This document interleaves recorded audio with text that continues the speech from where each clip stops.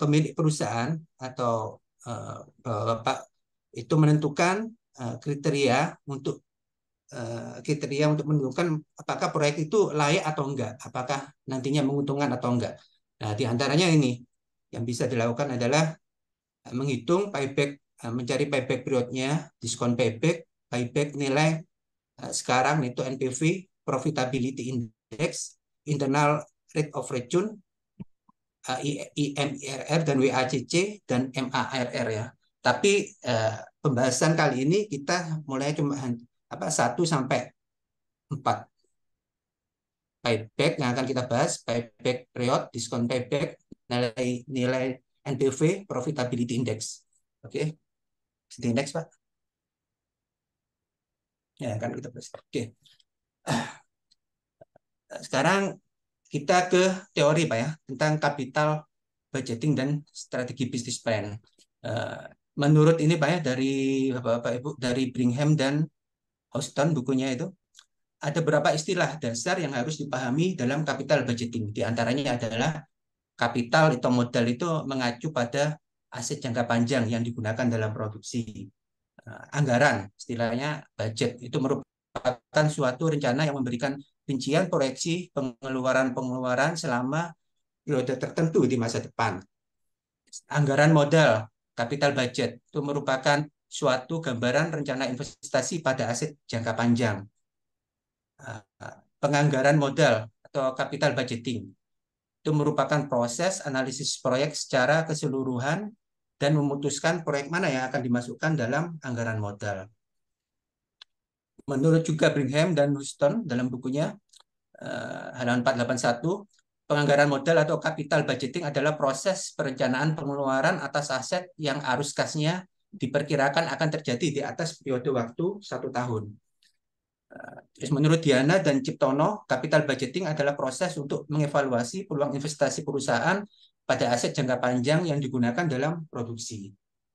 Sekarang kita apa itu strategi bisnis plan itu apa?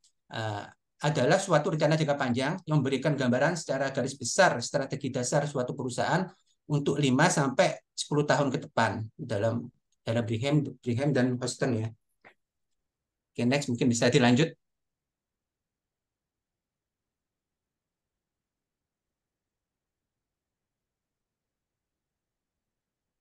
Baik, selanjutnya terkait dengan net present value.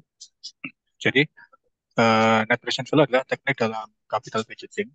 Dia menghitung selisih dari present value arus kas proyek dikurangi dengan present value investasi awal pada tingkat biaya modal yang sama. Jadi, uh, secara simpel itu dia menghitung selisih dari berapa nilai investasi awal. Di sini dijelaskan dengan minus C, dengan berapa pendapatan yang diproyeksikan selama beberapa tahun ke belakang, dan itu dihitung dalam present value. Jadi uh, dari sini dapat diketahui bahwa nanti akan kelihatan berapa delta NPV. Next ya Pak. Nah, delta NPV ini akan kelihatan jika dia lebih dari 0, dia akan uh, menunjukkan bahwa terdapat selisih yang masih positif dari investasi awal dengan nilai pendapatan tahun berikutnya, sehingga investasi dapat dijalankan. Jika NPV kurang dari 0, itu bisa dikatakan investasi awal yang dikeluarkan itu ternyata dengan pendapatan berapa tahun setelahnya itu tidak akan terpenuhi, sehingga secara delta kurang dari 0, sehingga disarankan untuk proyek itu ditolak. Sedangkan jika NPV sama dengan 0, itu menunjukkan bahwa tidak ada untung atau rugi, karena secara nilai present value-nya akan sama dari investasi dan pendapatan. Nah, sedangkan kekuatan dan kelemahan dari net present value itu adalah keunggulannya dia memperhitungkan nilai waktu dari uang, sehingga secara nilai itu dia dihitung dalam periode waktu yang sama, sehingga akan menunjukkan perbandingan yang apple to apple ya. Kemudian dia akan memperhitungkan arus kas secara selama usia ekonomis proyek. Kemudian akan menunjukkan bisa menunjukkan nilai keuntungan dari sisa proyek. Sedangkan kelemahannya adalah dia harus bisa menaksir biaya modal yang relevan selama usia ekonomis proyek, sehingga penentuan usia ekonomis proyek itu menentukan berapa NPV yang akan terbentuk. Kemudian jika dia usianya itu berbeda, maka NPV yang lebih besar itu belum menjamin sebagai proyek yang lebih baik. Kemudian juga dengan derajat kelayakan. Jadi tidak hanya dipengaruhi arus kas, tapi juga faktor usia proyek. Nah, di sebelah kanan ini dapat dilihat ilustrasi uh, dari NPV. Jadi yang merah itu negatif cash flow. Itu adalah investasi awal. Sehingga kita harus mengeluarkan ini sekitar minus 505.000. Uh, maaf, minus 50.000. Kemudian di tahun pertama ini masih negatif cash flow karena keuntungan yang didapatkan belum bisa menutup modal awal. Nah, sedangkan tahun berikutnya itu mulai menunjukkan positif cash flow. Nah, dari per tahun ini sekitar 6 tahun, ini bisa dihitung tahun pertama minus, tahun kedua minus, tahun ke-0 minus, tahun ke-1 minus, tahun 2 sampai 6 ini positif. Ini harus dijumlahkan. Nah, nilai nilai penjumlahan inilah yang akan menghasilkan nilai NPV. Seperti itu ilustrasinya. Oke, berikutnya,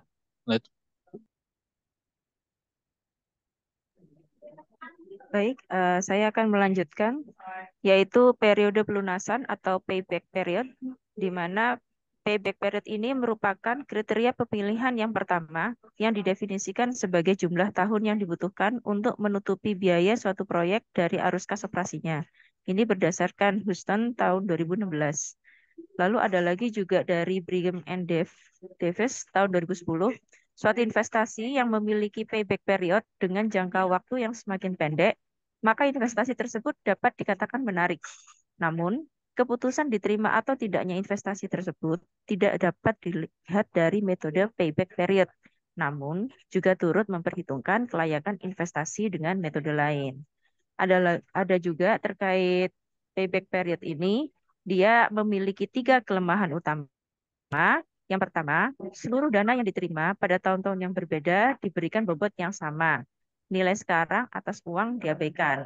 Lalu yang kedua, ada arus kas setelah tahun pelunasan tidak ikut dihitung, berapapun itu nilainya. Dan kelemahan yang ketiga adalah periode pelunasan hanya memberitahukan kita kapan kita mendapatkan investasi kita kembali.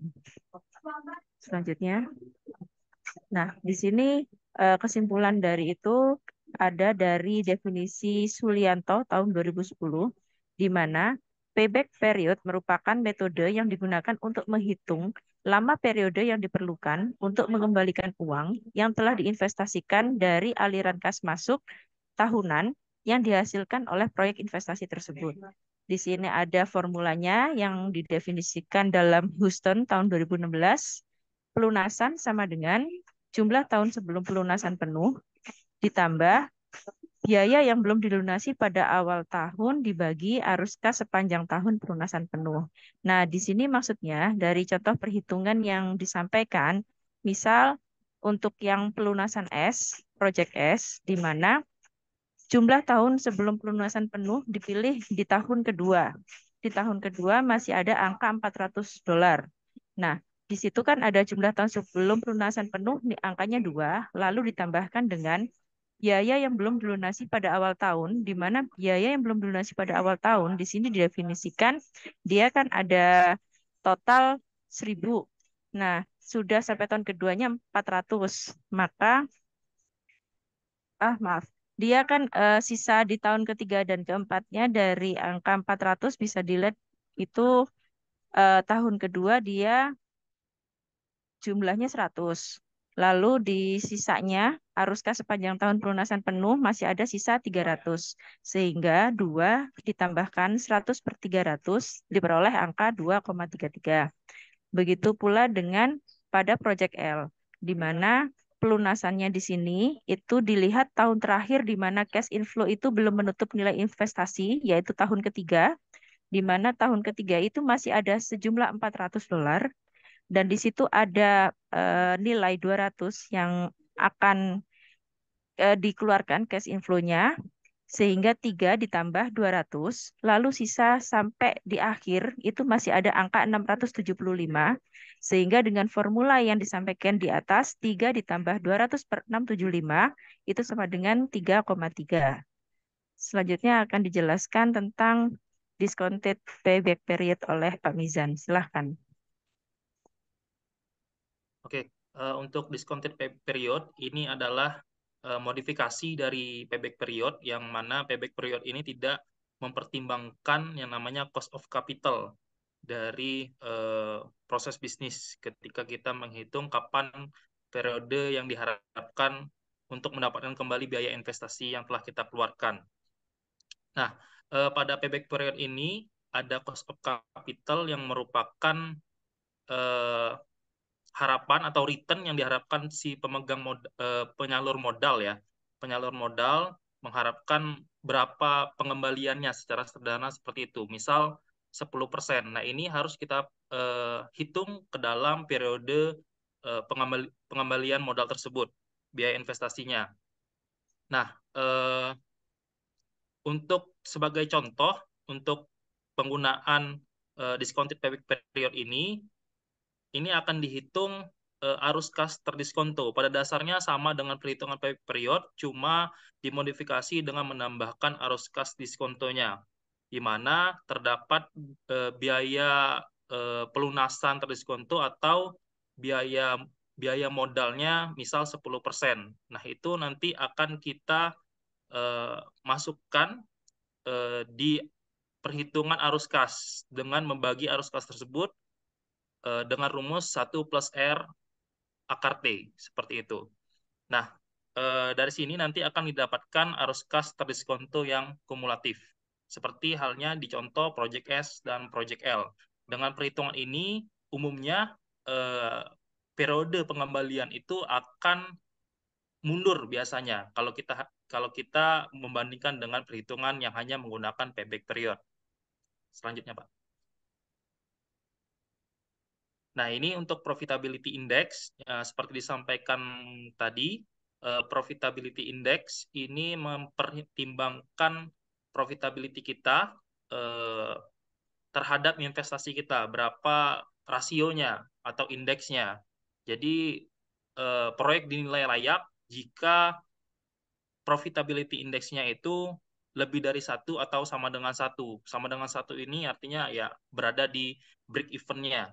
Nah, jika kurang dari 1, itu menandakan bahwa nilainya itu tidak layak untuk kita investasikan. Lanjut, Mas. Oke, selanjutnya akan dijelaskan.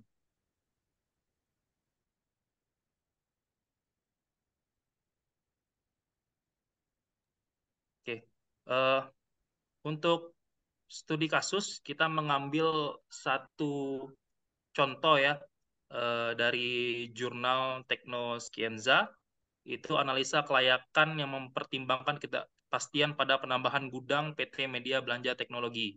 Jadi pada jurnal ini mempertimbangkan menganalisis kelayakan secara capital budgeting untuk beberapa parameter, di mana studi kasusnya pada PT Media Belanja Teknologi untuk penambahan gudang di PT tersebut.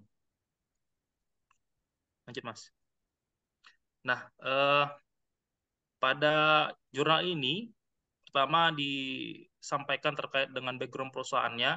Jadi PT Media Belanja Teknologi ini adalah perusahaan retail yang bergerak di bidang fotografi dan videografi yang berpusat di Surabaya, Jawa Timur, berdiri akhir tahun 2002 dengan modal awal sendirinya 600.000.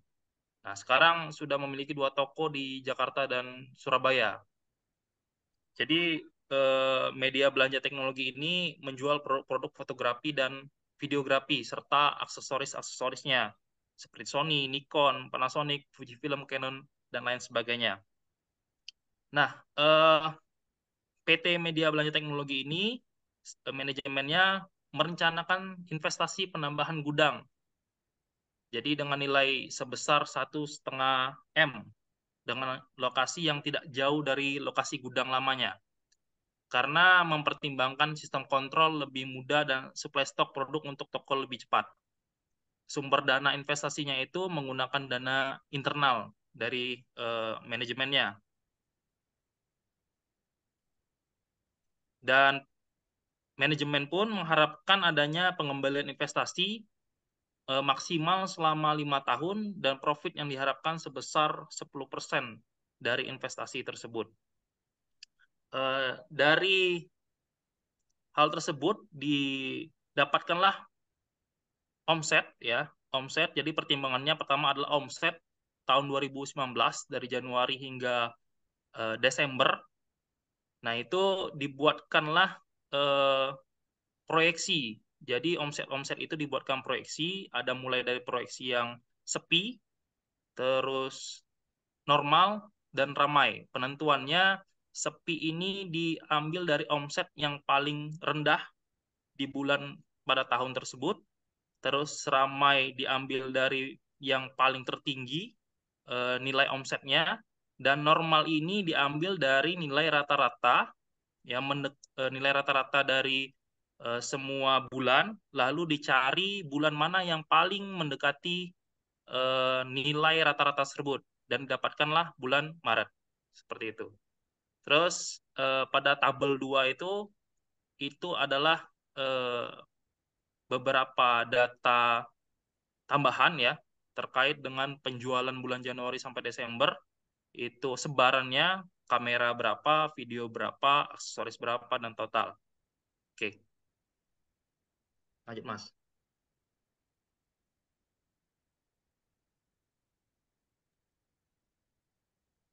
Baik, kita lanjutkan untuk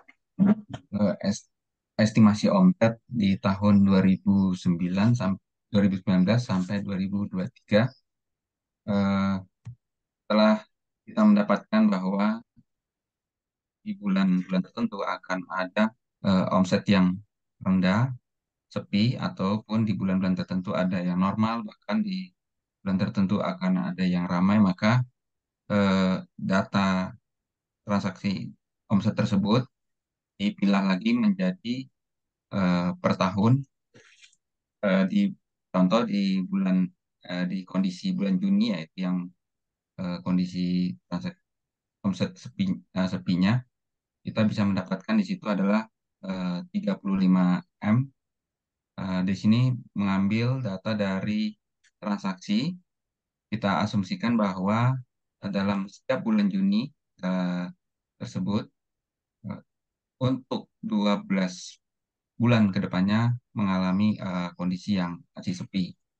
Sehingga nilai omsetnya kita asumsikan di 2019 itu 35,9 miliar. Begitu selanjutnya dengan 2020, ini diambil dari angka 35,9 M, itu dengan pertambahan nilai sebesar 5%. Sehingga kita dapatkan di 2020 estimasinya adalah 37,7 miliar. Begitu selanjutnya dengan hingga 2023. Dan juga dengan data yang sama kita aplikasikan di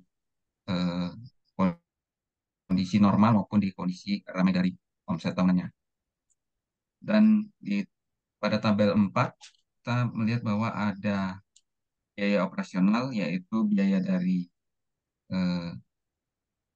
administrasi dan juga biaya penjualan, di mana di 2019 informasi data yang didapatkan adalah 3,7 miliar. Kemudian akan mengalami pertambahan lagi sebesar 5%, sehingga didapatkan nilai di 2020 dalam kondisi sepi misalnya di 3,8, dan juga itu selanjutnya sehingga 2023. Dan kondisi yang sama dipakai juga untuk pada saat operasional normal maupun operasional ramai. Next, Pak. Dan ini adalah perhitungan EBIT-nya ketika kita melihat bahwa kondisi omset penjualan itu akan kita kurangi dengan harga pokok pembelian dan juga dengan biaya operasional. Maka di situ akan kita dapatkan nilai EBIT-nya. Sehingga sebagai contoh, misal di posisi kondisi sepi, 2019 35,9 M akan dikurangi dengan 31,7 dan dikurangi dengan 4,17 M, maka akan kita dapatkan 31 juta, 31,7 juta. Dan itu selanjutnya ya, dengan kondisi yang sama kita akan dapatkan hingga data di 2023 dan juga untuk nilai kondisi normal maupun ramai dari perhitungan EBIT. Kemudian nilai EBIT yang kita dapatkan, kita akan masukkan untuk mendapatkan nilai prosesnya, yaitu di sini kita tidak ada beban bunga yang muncul ya, sehingga nilai EBIT-nya pun akan sama dengan nilai EBT-nya, dan nilai EBT nanti akan berkurang seiring dengan adanya beban pajak, sehingga kita akan mendapatkan nilai after tax-nya yaitu 2,8, misalnya contoh yang di kolom pertama. Kemudian akan kita tambahkan dengan depresiasi daripada kondisinya, sehingga nilai prosesnya akan kita dapatkan di penjumlahan dari nilai EAT maupun depresiasi. Dan untuk selanjutnya sama seperti yang kita dapatkan untuk kondisi normal maupun kondisi ramai dari perhitungan prosesnya ya, nilai prosesnya. Baik, next Pak.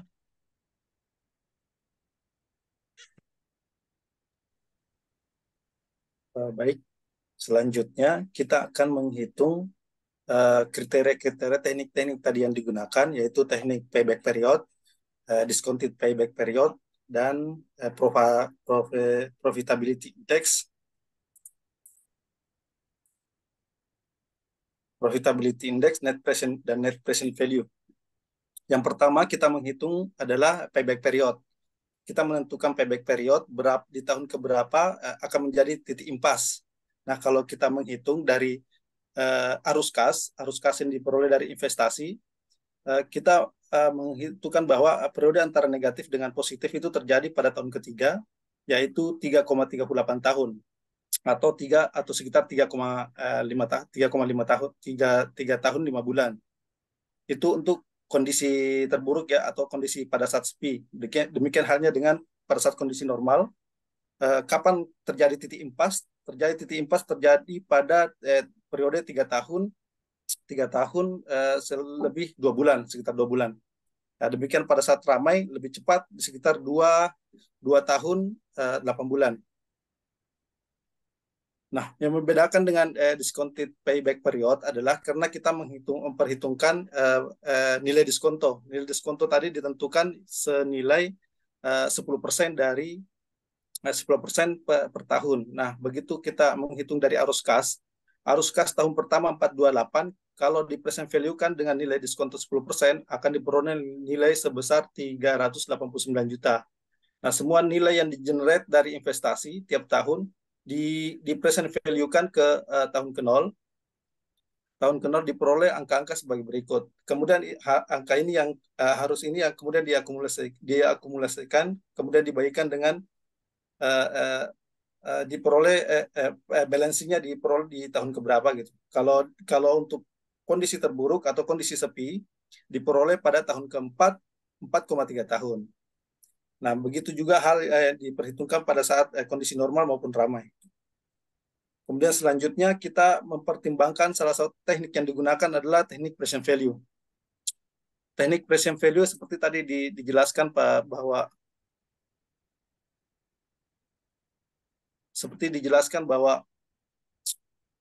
teknik present value adalah nilai arus kas yang generate, kemudian di present value kan ke pada saat nilai investasi, di tahun nilai investasi. Nah, kemudian diselisihkan, diperoleh net present value-nya 68 juta. 68.294.000. Nah, ini bernilai positif. Ini untuk kondisi sepi ya.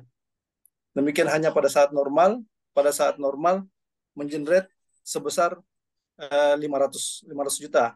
Dan pada saat ramai dia mampu mengenerate senilai 500 juta. Saya kayaknya salah ketiknya. Seharusnya 500 juta ini.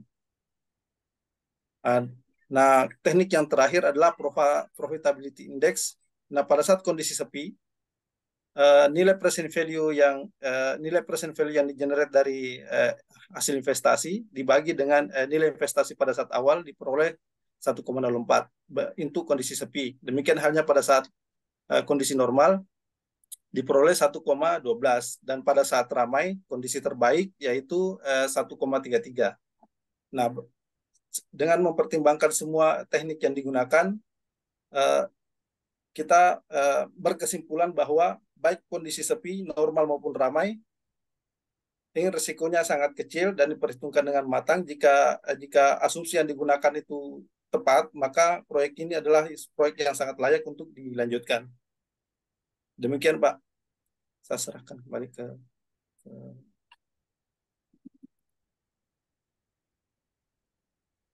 Terima kasih kelompok 1 atas presentasinya ya. Saya meng-highlight apa yang sudah disampaikan oleh kelompok 1. Jadi capital budgeting ini menjadi bagian dari strategic planning ya yang dilakukan oleh perusahaan. Apakah itu nantinya untuk pengembangan apa aset, menambah aset baru, kemudian memperluas kegiatan usaha, memperluas pemasaran, dan sebagainya. Ini semua didasarkan pada bisnis plan yang dibuat oleh perusahaan. Nah, bagaimana bisnis plan yang dibuat oleh perusahaan itu bisa dinyatakan layak? Nah, tentu perlu disusun capital budgeting eh, berkaitan dengan berapa lama umur proyek itu yang direncanakan ya. Nah, ada beberapa metode yang digunakan untuk menganalisis proyek yang akan dibuat, yaitu dengan menggunakan payback period, discounted payback period, NPV maupun uh, profitabilitas index ya. Nah, masing-masing ini tadi dijelaskan ada uh, kelebihan maupun kekurangannya ya. Jadi tidak ada satu tools pun yang di sini yang sempurna 100% ya. Justru adanya apa? Kekurangan dari satu metode akan dilengkapi ya dengan metode-metode yang lain. Nah, kita melihat pada model yang disajikan ini ya, kalau kita membandingkan ya payback period dan discounted payback period ternyata ya perhitungan menggunakan discounted payback period ini butuh waktu lebih lama ya. Nah, ini karena kita menghitung memasukkan time value of money di dalam perhitungan payback period ya. Jadi itu yang mungkin perlu kita lebih berhati-hati ya karena ini berkaitan dengan discounted ya.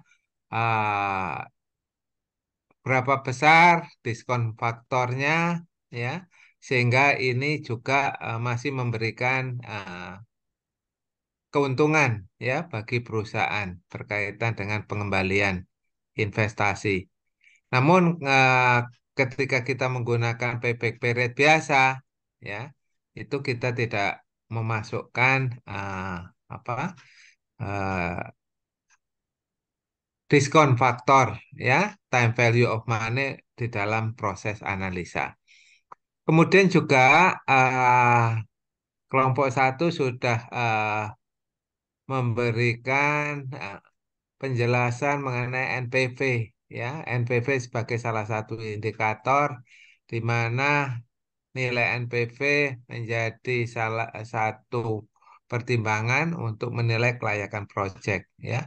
Di mana keputusan investasi jika di bawah 0 ya NPV ini ditolak ya. Sedangkan kalau di atas 0 ini diterima ya investasi yang dilakukan perusahaan.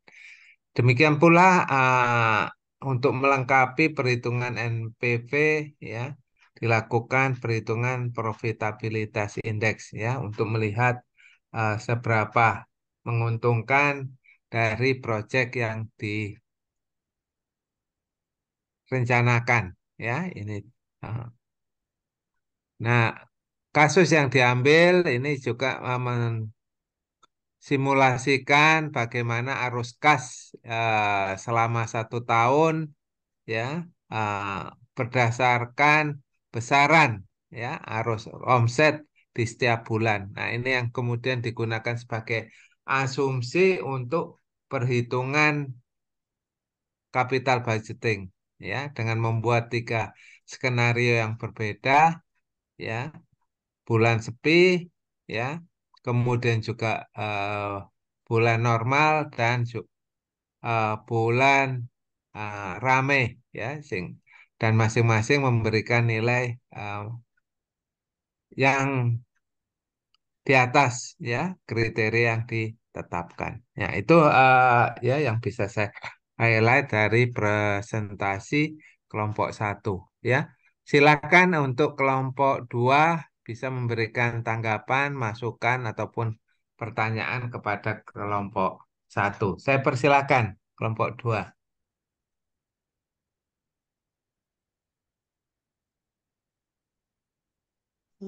Baik Pak, mohon izin bertanya dari kelompok 2. Silakan.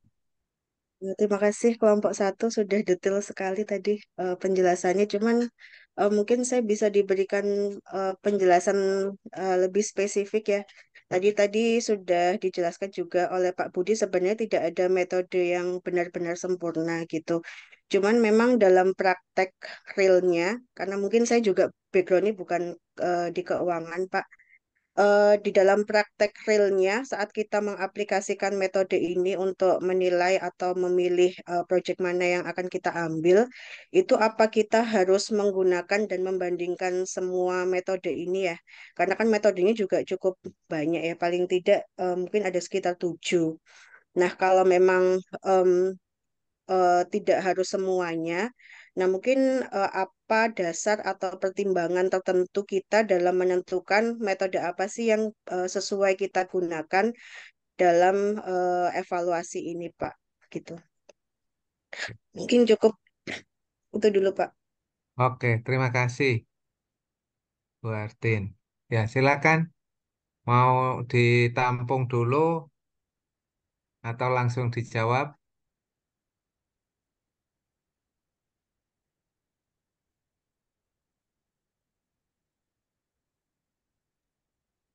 Eh, Mungkin izin menjawab ya, nanti kalau teman-teman ada tambahan mungkin bisa ditambahkan. Jadi terima kasih Bu Artin pertanyaannya. Kalau di slide ini kan untuk model untuk memodelan capital budgeting itu kan ada 7 ya. Nah, kalau tadi Bu Artin menanyakan mana yang minimal dipakai, mana yang sebaiknya dipakai atau minimal dipakai atau harus seluruhnya. Kalau menurut saya itu pertama tergantung ini Bu, eh, faktor resiko bisnis. Jadi dari masing-masing eh, perusahaan atau eh, pemodal yang akan menentukan capital budgetingnya itu harus mempertimbangkan resiko bisnisnya seperti apa. Jadi misalkan bisnis-bisnis yang beresiko rendah itu mungkin memperhitungkan discounted uh, payback periodnya bisa kecil atau mungkin di apa ya dinolkan gitu. Jadi menggunakan payback period saja. Tapi untuk bisnis-bisnis yang mungkin bidang usaha yang memiliki resiko besar sehingga harus mencadangkan uh, cash flow untuk emergency condition, nah itu mungkin harus dipertimbangkan dengan discounted payback. Jadi dengan asumsi nilai pendapatan atau nilai arus kas yang didapatkan di tahun berjalan itu dipakai untuk saving untuk memitigasi risiko. Itu yang pertama. Kemudian untuk IRR, misalkan nomor 5 ya, IRR itu kan internal rate of return. Ini juga tergantung dari seberapa uh, ingin pemilik usaha ini mendapatkan return. Jadi kalau kayak konsep tadi kan 5 tahun diharapkan. Nah, itu jumlah tahun itu akan mempengaruhi nilai IRR. Sehingga kalau memang dari pemilik usaha itu mengharapkan eh, apa ya, mengharapkan return dalam waktu tertentu, misalkan dengan pertimbangan, misalkan kayak usaha transportasi gitu, dia pasti memiliki nilai usia kendaraan. Nah, itu harus dipertimbangkan dengan faktor eh, berapa periode yang diharapkan untuk mengembalikan modal, sehingga akan mempengaruhi eh, parameter mana yang akan dipakai untuk mempertimbangkan capital budgeting. Itu mungkin buatin. Mungkin kalau ada teman-teman ada tambahan.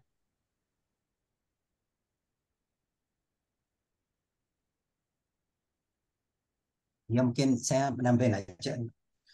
Biasanya kalau yang metode apa payback itu payback period mungkin untuk yang perusahaan-perusahaan yang ini ya, yang mungkin skala kecil ya mungkin bisa bisa menggunakan metode itu. Tapi untuk yang dengan apa kapital yang besar mungkin eh, banyak yang menggunakan itu NPV sama IRR biasanya itu.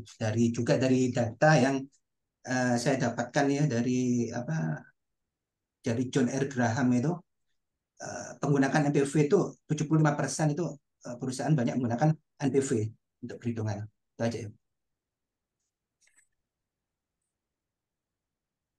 Mungkin itu. Oke, jadi bisa saya tambahkan juga, ah, bisa dilihatkan tadi perhitungan ini payback period. Nah, ini ya. Oke, jadi di sini ini kan project ini ya, usianya 5 tahun nih ya. Nah, kalau kita menggunakan payback period ya, kriteria menguntungkan jika payback periodnya tidak lebih dari 5 tahun.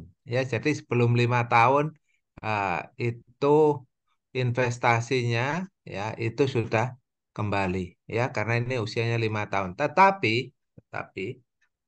eh, karena ini waktunya pendek 5 tahun ya. Kadang-kadang pemilik proyek itu sebelum melakukan perhitungan ini sudah menetapkan di awal ya berapa tahun diinginkan modal dia kembali ya. Contoh misalkan eh, perusahaan menginginkan dalam waktu 3 tahun modal harus kembali ya. Jadi kalau 3 tahun ya eh, perusahaan itu sudah beroperasi kurang lebih 60% ya dari masanya ya. Itu modal harus kembali karena apa? Diharapkan bahwa di sisa waktu itu akan memperbesar keuntungan. Jadi selama usia sisanya tadi setelah payback period ya itu akan menentukan seberapa besar keuntungan yang diperoleh. Sehingga dengan menetapkan 3 tahun misalkan ya, maka pilihan yang sepi dan normal itu kemudian menjadi tidak menarik, ya kan? Karena lama waktunya 3,38 tahun dan yang satunya yang normal 3,17 tahun. Ya, sehingga yang diharapkan itu adalah dalam kondisi rame, ya, rame. Ini yang perlu ditetapkan juga di awal berapa tahun sih ini, ya. Ah, Pemilik proyek itu menginginkan modalnya kembali. Ya. Nah, di sini memang tidak dicantumkan eh, berapa lama ya eh, keinginan dari pemilik modal terkait dengan pengembalian investasinya. Nah, memang ya yang harus kita ketahui juga ya di dalam metode payback period ada kelemahannya ya. Jadi misalkan kita menghitung ini ya, yang sepi 3,38 tahun ya. Itu modal kembali. Nah, kadang-kadang setelah 3,38 tahun, itu tidak dilihat lagi apakah arus kasnya itu positif atau negatif. Dianggap modalnya sudah kembali. Nah, padahal ya bisa saja setelah ya payback period itu tercapai, ya kalau kondisinya negatif, justru modal yang sudah kembali itu bisa digrogoti lagi, ya kepake lagi untuk menutupi kegiatan operasional. Nah, ini kelemahannya di payback period. Jadi yang dilihat itu adalah berapa lama modal itu akan kembali, ya. Sedangkan di sisa waktu itu kelemahannya tidak diperhatikan, padahal bisa saja di sisa waktu itu arus kasnya eh, terjadi negatif ya di situ. Nah, itu yang mungkin juga perlu diperhatikan terkait PP ya. Nah, NPV itu sering kali eh, yang paling banyak digunakan ya. Ya. Hanya di sini ya pemilik proyek itu tidak tahu NPV berapa yang diinginkan, ya kan? Kalau kita bicara NPV tadi, ya aturannya kan positif nih di atas nol, lebih besar dari nol, ya. Nah, pemilik proyek itu tidak tahu kira-kira NPV berapa yang dia inginkan, ya. Sehingga dengan NPV nilainya kecil pun sebetulnya sudah layak, ya. Tapi tentunya eh, pemilik proyek menginginkan nilai NPV yang lebih besar, ya. Oleh sebab itu, ya, salah satu metode lagi yang digunakan untuk menutupi kekurangan itu adalah menghitung profitabilitas indeks, ya. Sejauh mana proyek itu memberikan keuntungan di sini, ya, misalkan 1,4, ya 1,12 dan sebagainya. Ini ya karena ini bisa menunjukkan tingkat efisiensi dia di dalam melakukan investasi di sini, ya profitabilitas. Nah, profitabilitas indeks ini terutama ya digunakan jika kita memiliki pilihan proyek lebih dari satu, ya. Pilihan proyek lebih dari satu dengan jenis yang berbeda dan biaya investasi yang berbeda juga, ya. Sehingga yang kita lihat ini adalah untuk membandingkan mana yang memiliki nilai PI tertinggi. Nah, seperti tadi perusahaan eh, ingin melakukan penambahan gudang, ya tentu ada biaya yang dikeluarkan, biaya investasi. Tapi juga ketika perusahaan ada alternatif lain, misalkan membuka outlet baru, ya kantor cabang baru untuk perluasan pemasaran. Nah, masing-masing membutuhkan biaya investasi yang berbeda, ya, dan juga eh, usia proyeknya itu juga belum tentu sama, ya. Sehingga untuk membandingkan mana di antara dua alternatif itu yang lebih baik, maka disinilah kita gunakan perhitungan PI, ya, sehingga kita bisa proyek A PI-nya berapa, proyek B PI-nya berapa. Nah, itu juga itu yang mungkin bisa jadi uh, tambahan masukan. Ya. Demikian dari saya tambahan. Bagaimana buat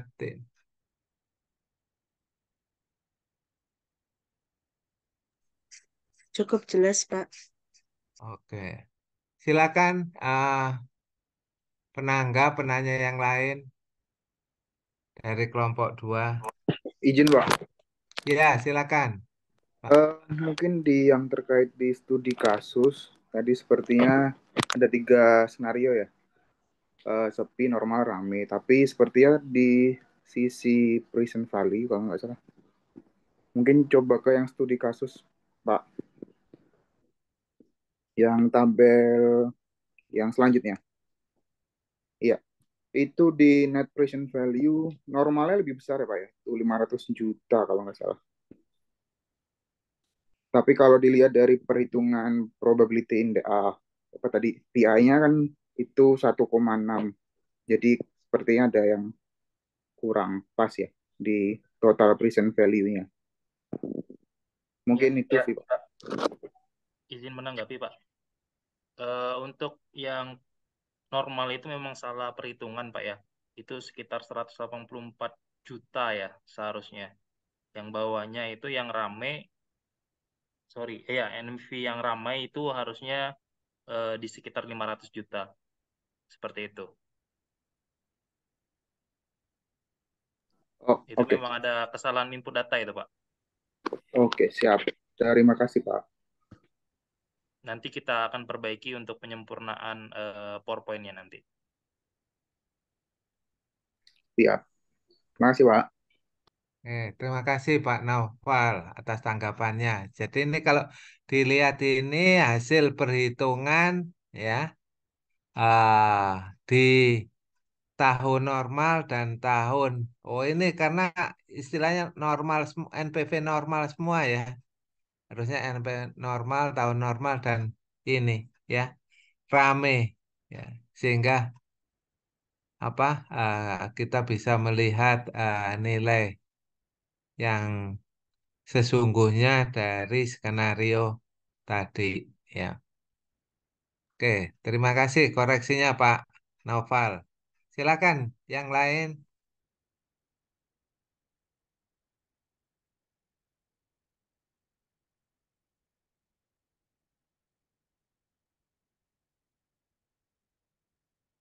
Ya, ini ada 6 yang ada yang raise hand.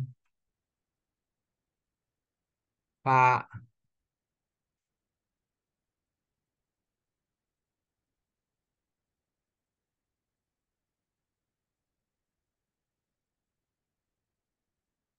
Pak Angga. Ya, Ya, mohon izin Pak, mau bertanya aja.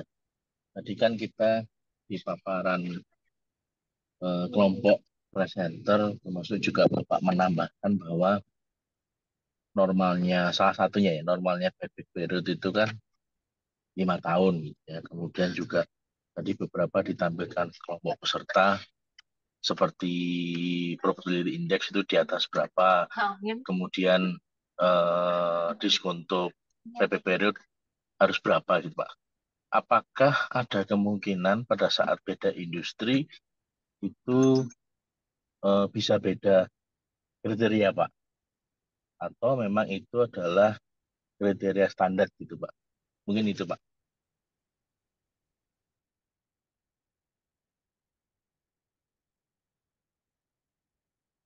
oke. Ini Pak Reza raise hand sekalian Pak Reza. Eh, baik, terima kasih Pak Eko kesempatannya. Saya mau ini aja Pak konfirmasi karena mungkin saya agak kurang paham. Ini Pak apa namanya untuk yang PP dan DPP itu kan sebenarnya itu apakah salah satu pertimbangannya itu ini ya apa namanya eh, kita menghadirkan apa namanya penyedia ini apa namanya sebagai modal itu secara cash atau secara kredit seperti itu ya. Apa dasar kita memilih PP sama DPP karena ketika dilihat ini kan acuannya sama-sama 5 tahun ya. Sedangkan DPP kita sudah pasti akan secara ini akan lebih lama seperti itu. Jadi apakah eh, dasarnya itu Pak seperti itu. Terus itu pertanyaan pertama Pak. Yang kedua mungkin ini Pak. Ini kan ceritanya di studi kasus ini kan sebenarnya si perusahaan ini kan dia mau nambah ini ya apa namanya nambah gudang 1,5 miliar. Nah dia itu sebenarnya untuk perhitungan apa ininya pengembalian modalnya itu tuh dari penghasilan dari exist apa gudang yang baru atau ditambah dengan yang existing sebelumnya seperti itu. Mungkin itu Pak. Dan kelompok satu terima kasih. Terima kasih Pak Reza.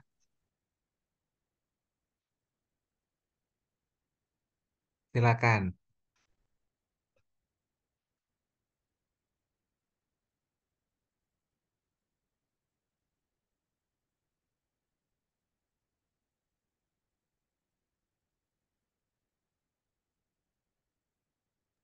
Eh, Pak Misan mungkin? Ya Pak, untuk menjawab pertanyaan Pak Angga ya Pak ya, apakah ada kemungkinan tiap industri beda kriteria dalam capital budgeting ini? Ya, jawabannya iya Pak, sangat mungkin karena eh, perbedaan contohnya kita masing-masing industri punya karakteristik tersendiri Pak ya, terus punya siklus produknya tersendiri, ada tingkat risikonya, dan hal-hal lain yang mungkin akan mempengaruhi keputusan-keputusan investasinya. Contoh, eh, tingkat risiko mungkin Pak ya. Industri yang mungkin padat modal gitu ya, padat modal itu lebih berisiko tentunya ketika kita melakukan sebuah investasi. Nah, eh, pastinya kriteria dari capital budgetingnya itu pasti akan lebih ketat dan mungkin akan lebih banyak parameter-parameter yang akan dipertimbangkan.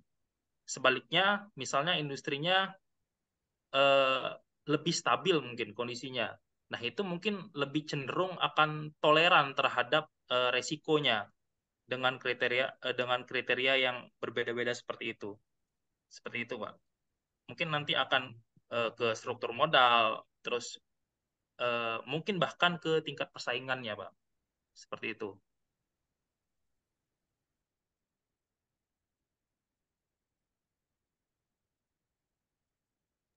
Oke, Mas. Terima kasih. Kalau mungkin nanti bisa diberikan referensi ya, Mas. Oke.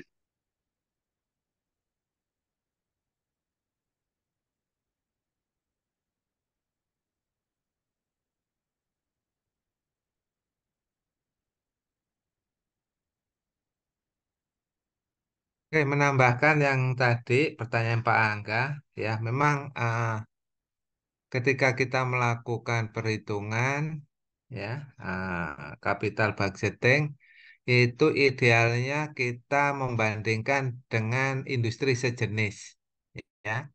Misalkan kalau di industri ini, ya transportasi, tentu kita bandingkan juga sesama industri yang bergerak di bidang transportasi, ya. Nah, terus kalau industri telekomunikasi kita juga bandingkan sesama eh, industri telekomunikasi. Karena apa? Ya, masing-masing jenis industri itu menggunakan aset tetap yang berbeda.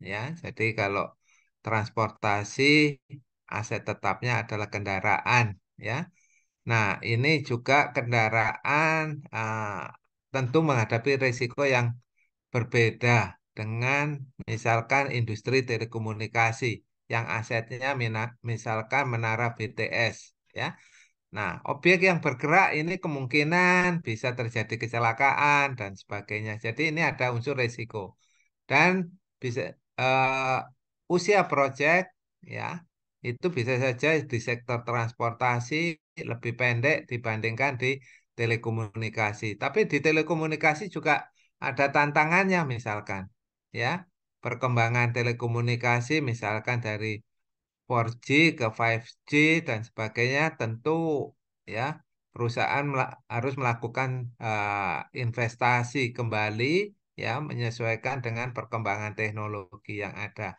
Sehingga dengan demikian, ya kita ibaratnya membandingkan itu apple to apple, ya sehingga kita bisa tahu apakah hasil eh, analisa kita itu lebih baik atau tidak dibandingkan kompetitor uh, industri yang sejenis ya. Itu tambahan dari saya Pak Angga. Baik, terima kasih Pak. Kalau boleh saya simpulkan, terutama yang payback period, misalnya acuannya adalah umur penyusutan aset gitu, boleh berarti ya Pak ya? Ya, betul. Penyusutan aset. Ya Pak.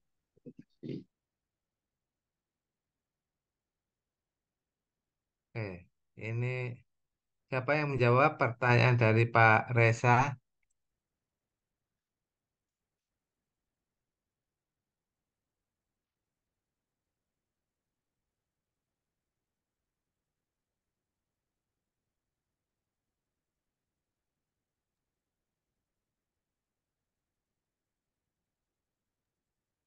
Izin jawab Pak. Ya, silakan. Terkait dengan payback period dan discounted payback period tadi ya. Eh, itu memang tadi pertanyaannya apakah memang berbeda ya antara DPP DPP itu apakah mempertimbangkan kredit atau eh, cash money ya. Nah, kalau menurut saya memang eh, mungkin kita bisa menganalogikan seperti ini. Payback period itu adalah penghitungan yang secara nggak langsung dihitung dengan optimis ya, karena yang dihitung hanya berdasarkan dibagi periode waktu dan jumlah nilai present value yang sama gitu. Nah, sedangkan discounted payback period itu eh, dia eh, mempertimbangkan nilai arus kas di dalam periode berikutnya itu ada yang tidak langsung dihitung untuk pengembalian modal. Eh, jadi memang taruh secara sekilas eh, antara payback period dan discounted payback period terlihat bahwa pengembalian waktu pengembaliannya itu jauh lebih lama discounted payback period dibandingkan payback period. Mungkin itu Pak Reza, Pak Eko. Oke.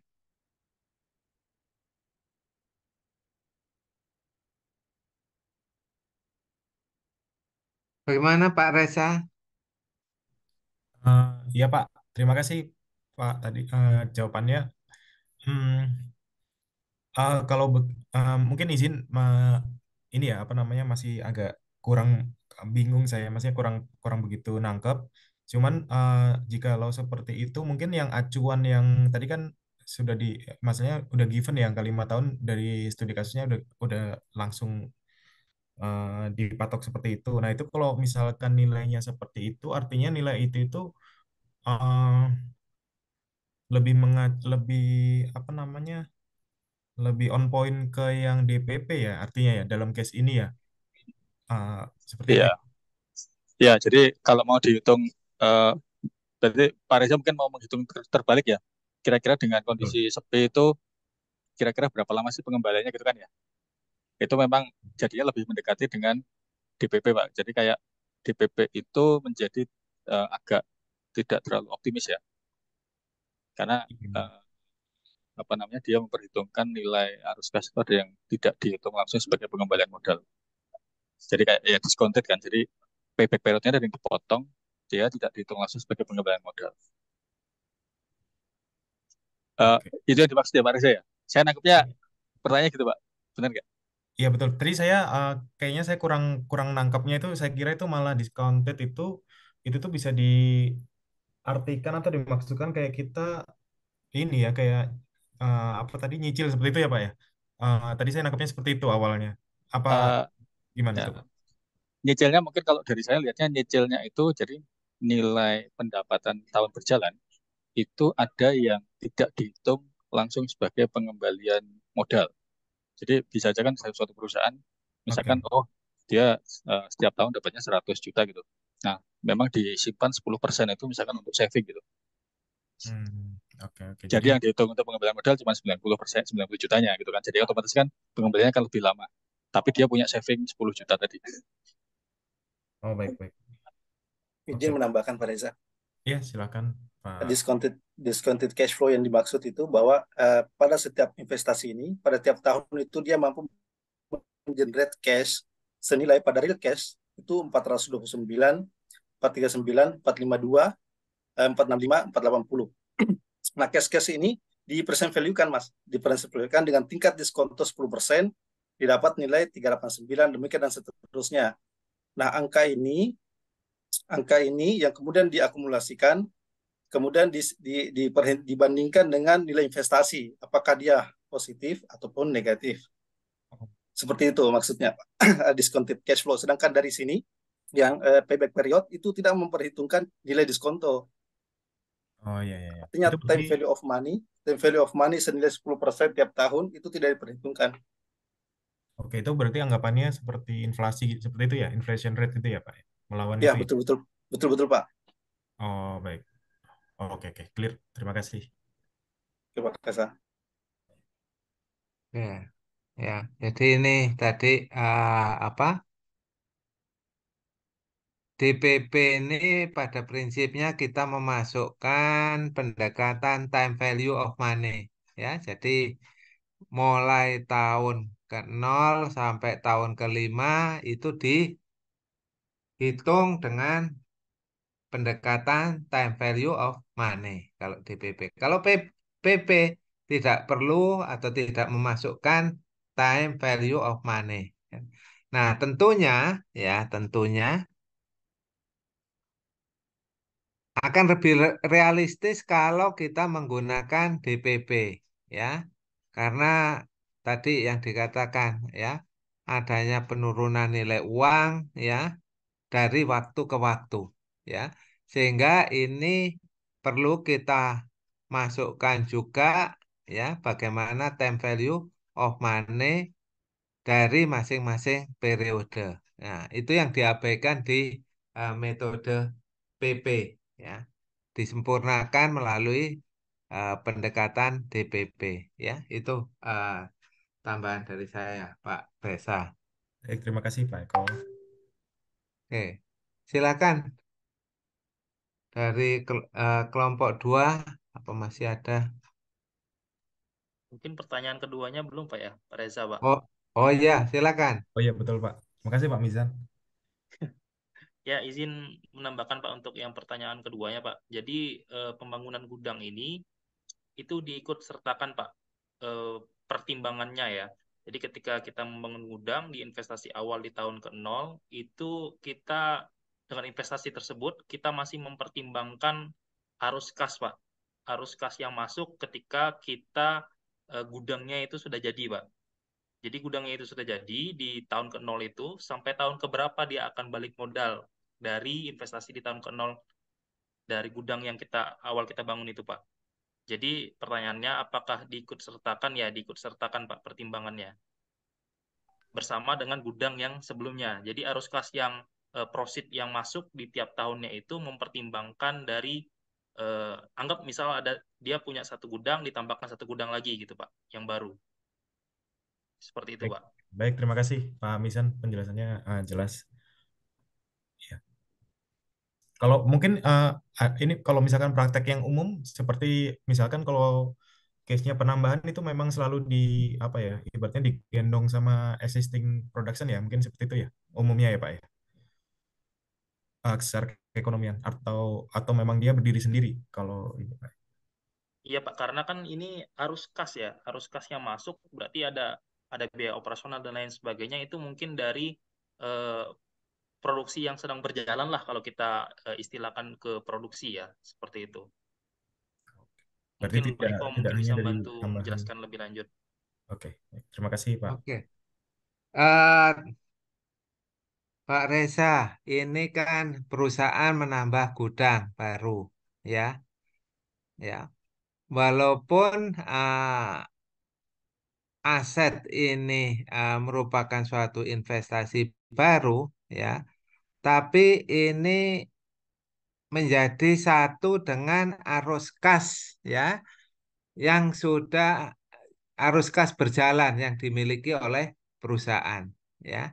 Nah, ini bisa kita lihat juga ya eh, bahwa penambahan gudang itu adalah bisa menjadi bagian dari reinvestasi, ya.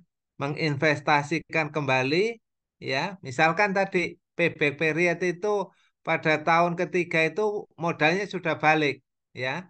Modal yang sudah balik itu diinvestasikan lagi dengan menambah gudang. Sehingga di sini arus kas yang dibuat itu kita konsolidasikan dengan arus kas awal, ya, seperti itu, sehingga ada satu arus kas yang tidak terpisah dari uh,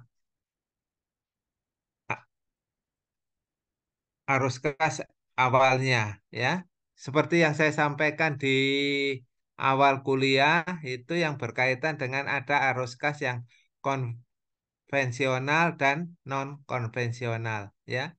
Non konvensional itu memungkinkan pada tahun keberapa itu nol, ya. Nah, kenapa nol? Karena ada investasi baru yang dilakukan oleh perusahaan, ya.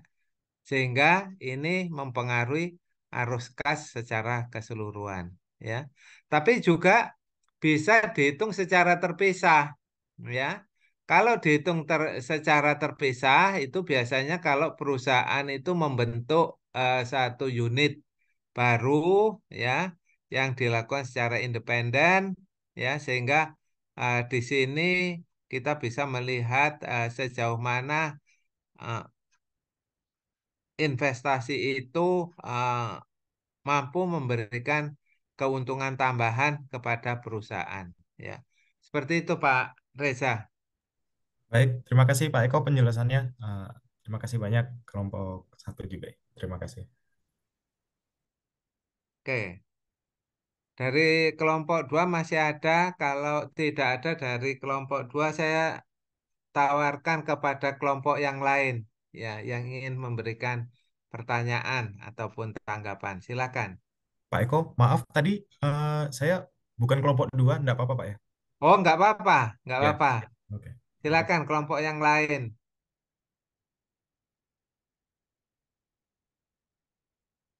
Izin Pak Eko mau bertanya Ya, kepada tim. silakan. Ya, saya Ardian dari kelompok 3. Oh ya, Yang saya ingin tanyakan kepada kelompok kelompok 1 ini terkait dengan NPV dan atau perhitungan dari present value-nya. Untuk diskon faktornya itu menggunakan nilai 10% kan ya. Nah, itu tuh apakah memang nilainya diberikan 10% atau memang secara textbook dia menggunakan 10% atau bagaimana ya? Kemudian saya juga pernah mendengar ada yang namanya ada yang menggunakan perhitungan hurdle rate ya kalau nggak salah ya untuk perhitungan NPV-nya. Nah, hurdle rate-nya itu kadang tidak 10% itu bagaimana ya? ya. Terima kasih Pak Ardian.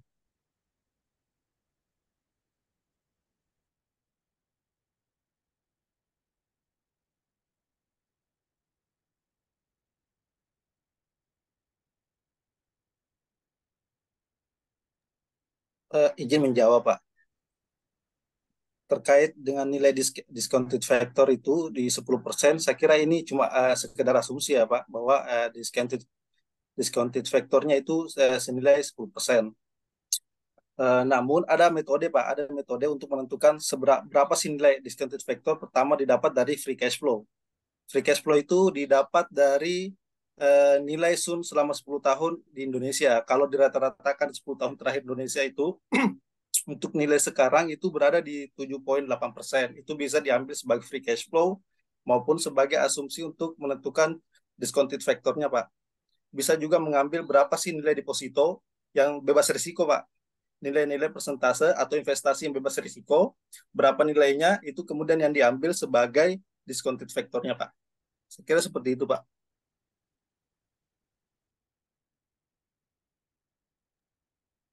Atau teman-teman mungkin ada yang bisa menambahkan.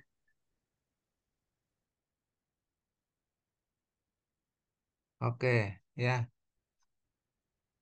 Pak Ardian tadi sudah disampaikan oleh Pak Yusuf, ya.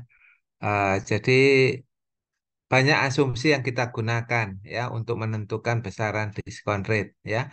Ada yang kemudian berpatokan dengan menggunakan BI rate ya untuk menentukan diskon faktor. Tapi ada juga yang kemudian tingkat suku bunga pinjaman ya itu. Ada juga yang memasukkan tambahan tingkat risiko ya. Nah, sebetulnya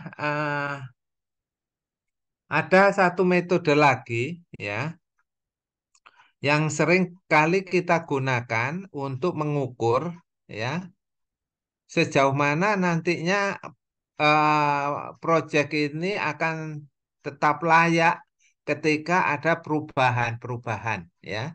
Apakah itu tingkat suku bunga pinjaman ya, tingkat inflasi dan sebagainya. Itu kita gunakan analisa sensitivitas ya, analisa sensitivitas. Nah, di awal misalkan asumsi menggunakan diskon rate 10% ya. Nah, kemudian kita coba membuat skenario bagaimana kalau diskon rate-nya itu naik ya, jadi 12%. Apakah perhitungan-perhitungan yang sudah dilakukan itu masih bisa diterima atau tidak ya? Nah, ini biasanya kalau diskon rate-nya kemudian kita naikkan, itu NPV-nya menjadi semakin kecil, bahkan bisa menjadi negatif, ya. PB period-nya itu juga menjadi eh, makin panjang, ya, sehingga melebihi umur project, ya. Nah, ini kita gunakan untuk melihat seberapa besar, ya, pengaruh kenaikan itu terhadap kelayakan investasi. Berapa yang masih pada kenaikan sampai berapa, itu yang masih bisa diterima oleh perusahaan. Ya, ya kenaikan sampai berapa persen itu yang masih bisa ditolerir. Ya, oleh sebab itu di dalam perhitungan kadang-kadang ada yang menambahkan ya setelah perhitungan ini semua dilakukan ditambahkan proses yang saya sampaikan tadi sensitivity analysis ya. Itu Pak Ardian tambahan dari saya. Baik, terima kasih Pak Eko atas jawabannya dan tim kelompok 1. Oke, silakan.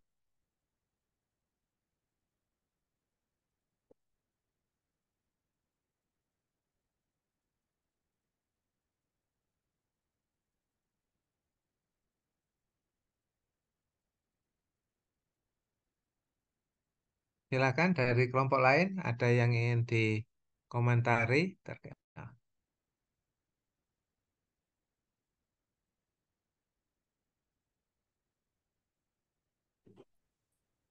Eh, Pak Eko, Ya, silakan. ya silakan. Iya Pak, jika masih boleh, perkenalkan saya Rika dari kelompok 4 Pak. Kebetulan pertanyaan saya ini mungkin jawabannya bisa sharing dari teman-teman presentasi kelompok 1 juga ya.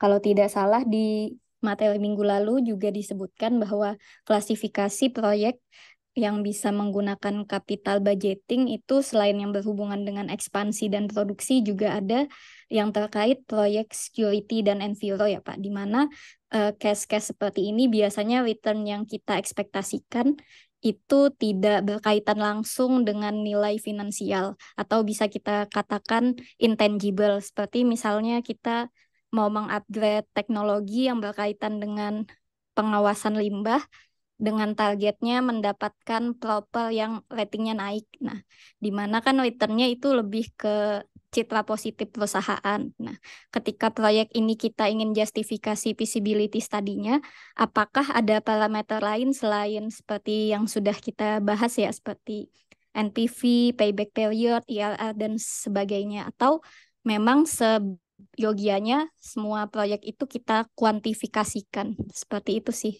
Mungkin bisa sharing pengalaman. Terima kasih. Oke, terima kasih. Terima kasih.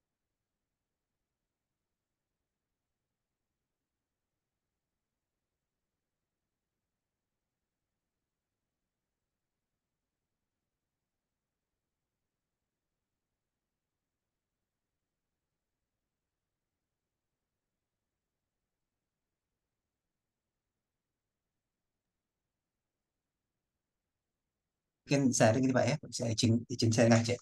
Iya, Eh, silakan. Biasanya itu kalau proyek-proyek yang terkait safety atau terkait Inviro itu biasanya dia dari temuan-temuan audit ya biasanya ya. Dan itu mungkin akan berdampak pada value perusahaan, dan itu biasanya itu pasti akan lebih cepat, lebih diterimanya itu biasanya gitu sih kalau kalau dari ini Pak Pak Pak Budi. Mungkin Pak Budi ada ini apa ada pengalaman lain, mungkin itu Pak. Ya. Jadi eh, eh, memang kalau kita melihat yang dicontohkan, misalkan gini ya, ada industri ya selama ini industri tersebut belum mengoperasikan eh, alat pengolahan limbah ya.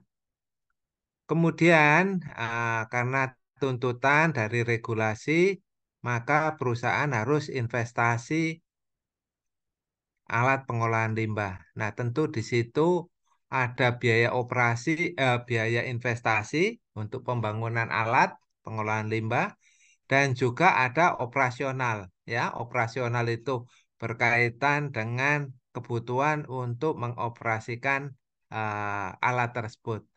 Namun, instalasi pengolahan limbah itu kan tidak menghasilkan profit secara langsung. Ya, yang diperoleh perusahaan image ya, perusahaan tidak mencemari lingkungan dan sebagainya. Nah, ada satu metode lagi yang bisa kita lihat berkaitan dengan investasi seperti itu, yaitu dengan metode benefit cost analysis ya. Jadi kalau kita bicara cost ya, itu tidak semata-mata adalah cost yang dikeluarkan oleh perusahaan ya, cost yang dikeluarkan. Tapi juga adalah cost atau benefit yang dikeluarkan oleh masyarakat yang terdampak dari operasi perusahaan ya. Nah, di sini kita bisa melihat ya, ketika alat itu diinstal ya, diinvestasikan, kira-kira kemudian manfaat apa yang kemudian dirasakan oleh masyarakat sekitar ya. Dampak terhadap masyarakat sekitar itu seperti apa? Itu yang kemudian bisa kita kuantifikasi ya. Nah, kuantifikasinya seperti apa? Misalkan ya.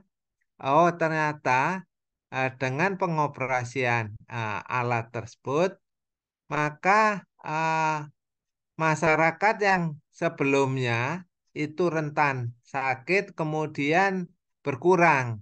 Nah, ini kita bisa hitung dengan biaya kesehatan atau pengurangan biaya kesehatan akibat lingkungan yang tidak tercemar dan sebagainya. Nah, itu yang kemudian kita jadikan bagian di dalam proses perhitungan. Ya, memang kalau kita bicara mengenai arus kas itu adalah di sini apa yang diterima atau dikeluarkan oleh perusahaan. Ya, namun dengan kasus-kasus misalkan terkait dengan lingkungan itu tidak hanya berkaitan dengan perusahaan, tapi juga dampak yang dihasilkan dari suatu aktivitas industri, bagaimana terhadap lingkungan sekitarnya. Nah, itu kemudian kita internalisasi, ya, kita hitung, dan metode yang kita gunakan menggunakan benefit cost analysis. Apakah cost yang kita keluarkan dengan benefit yang dirasakan ya itu nilainya lebih besar atau lebih kecil daripada satu ya, seperti itu Bu Rika ya, tambahan dari saya. Baik, Pak. Terima kasih, Pak, untuk penjelasannya. Terima kasih. Sudah jelas, Pak. Oke, silakan ini Pak Pak Satria. Ya Pak. Ya, saya tertarik tadi dengan CBA Pak. Eh, CBA juga ini dapat diperhitungkan untuk efisiensi operasional Pak ya, bukan cuman eh, masalah yang diutarakan tadi pertanyaan sebelumnya.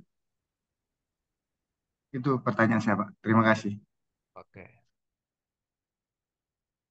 Ya, CB, CBA bisa ya. Jadi penghematan dengan penggunaan suatu alat ya, berapa besar penghematan yang diperoleh ya itu kita ang- masukkan sebagai benefit ya. Cost adalah investasi yang dikeluarkan perusahaan untuk pengadaan alat ya dan sebagainya. Nah, ini perhitungan eh, BCA, CBE itu juga sangat membantu ya untuk meyakinkan bahwa karena kadang-kadang gini ya di perusahaan itu misalkan ketika kita menginvestasikan alat atau sesuatu itu dilihat ya apakah dengan penambah alat tersebut akan meningkatkan profit perusahaan karena yang dilihat adalah dari sisi finansial ya rupiah yang keluar dan masuk itu yang dilihat ya tetapi ada hal-hal lain yang sebetulnya juga perlu kita lihat ya selain tadi dari arus kas yang sifatnya finansial dengan hal-hal yang sifatnya ekonomi ya misalkan efisiensi ya kemudian kita bicara mengenai dampak dan sebagainya ya itu CBA sangat membantu sekali ya untuk meyakinkan terutama ya yang kemudian seringkali mendapatkan ini agak tidak menjadi prioritas di sini karena dilihat apa kontribusinya terhadap uh, pencapaian profit perusahaan ya itu tambah ya penjelasan dari saya Pak Satria. Terima kasih Prof. Izin menambahkan sedikit, Pak. Ya, silakan. Salah satu metode yang digunakan juga untuk menghitung capex-capex yang digunakan terhadap yang berpengaruh terhadap intangible asset, yaitu salah satunya adalah dengan ESG rating. ESG rating itu terkait dengan environmental, sosial, dan governance. Ini menjadi tolak ukur investor mau masuk ke perusahaan ini atau tidak. Sekaligus melihat komitmen perusahaan terhadap beberapa ESG rating seperti decarbonization, sustainable accounting, global report initiative, task force terhadap climate change. Mungkin seperti itu, Pak. Oke, ya. Jadi ini juga tambahan-tambahan metode yang bisa kita lihat hal-hal yang sifatnya intangible ya di situ. Nah, juga kadang-kadang kita kan perusahaan ini ya ada sebagian dari keuntungan perusahaan yang di apa berupa CSR. CSR ini kan sebetulnya dana dari perusahaan keluar ya. Ya. Nah, itu adalah bagian dari operasi ya. Nah,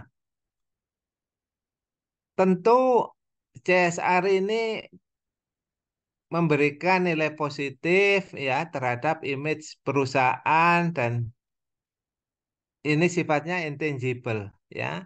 Sejauh mana kemudian nanti citra perusahaan di mata publik itu akan semakin meningkat ya. Image yang baik tentu akan memudahkan untuk perluasan pasar ataupun diterima oleh pasar secara lebih luas ya. Dan banyak ini hal-hal yang mungkin bisa menambah ya metode-metode yang selain yang konvensional yang kita bahas. Ya, terima kasih Pak Yusuf. Ininya tambah. Ya, Silakan kalau masih ada.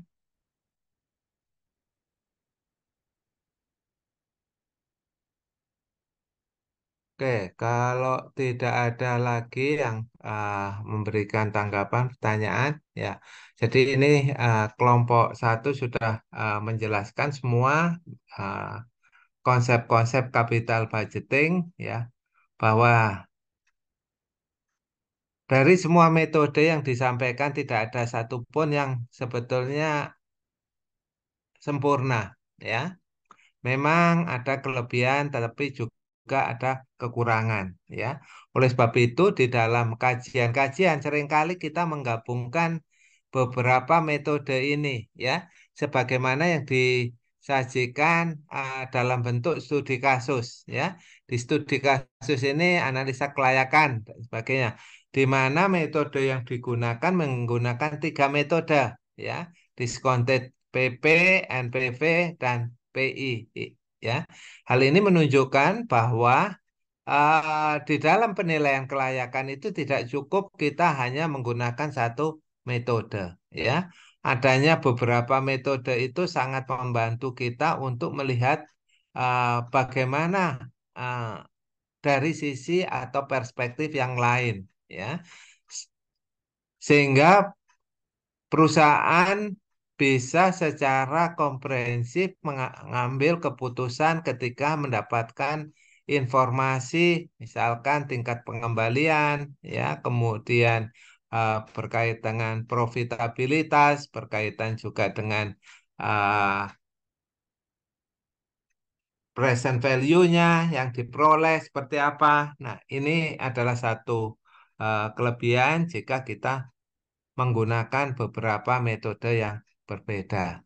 Nah, selain itu juga, ya, kita tidak menutup kemungkinan kita menggunakan metode-metode yang uh, unkonvensional, ya, selain 3 metode ini untuk memberikan uh, nilai lebih, ya, dari perspektif yang lain, ya, sesuai dengan tujuan perusahaan, ya.